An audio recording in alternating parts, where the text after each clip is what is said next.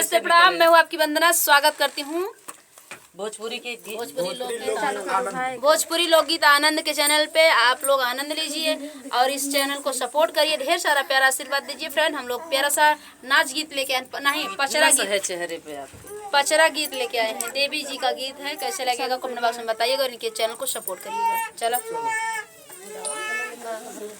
कवन मैया चुनरी ओढ़े, कवन मैया पियरी हो, कवन मैया ना हो, कवन मैया ना करई सोरा हो सिंगरवा हो, कवन मैया ना करई सोरा हो सिंगरवा हो, कवन मैया ना।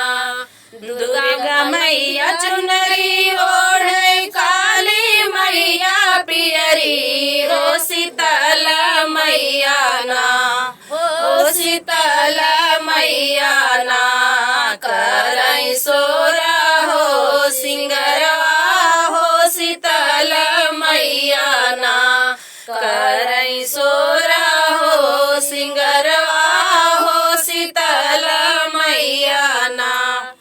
कवन मैया शेर चढ़ाए, कवन मैया हथिया हो, कवन मैया ना हो, कवन मैया ना करई गदा सवरिया हो, कवन मैया ना करई गदा सवरिया हो, कवन मैया ना।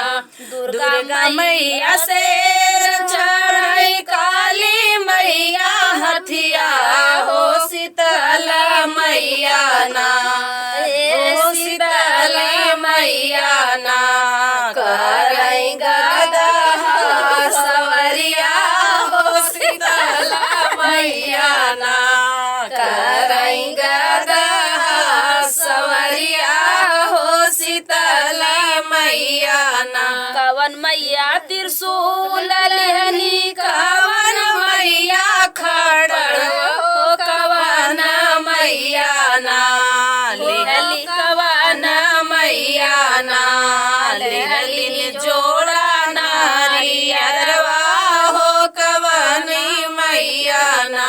दुर्गा मैया त्रिशूल लेहनी, काली मैया खपर हो, शीतल मैया ना जोड़ा नारियर लिहली हो, शीतल मैया ना।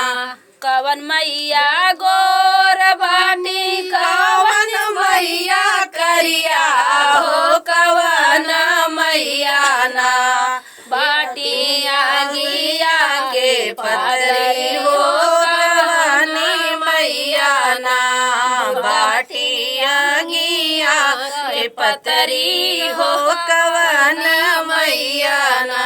दुर्गा मैया गोर बाटी, काली मैया करिया हो, शीतल मैया ना बाटी आगिया के पतरी हो, शीतल मैया ना बाटी आगिया के पतरी हो, शीतल मैया ना। बोलो अम्बे मात की जय, गधा वाली मैया की जय। भाई भाई से रहा ना, नहीं हाथी हाथी हाथी वाली मैया की।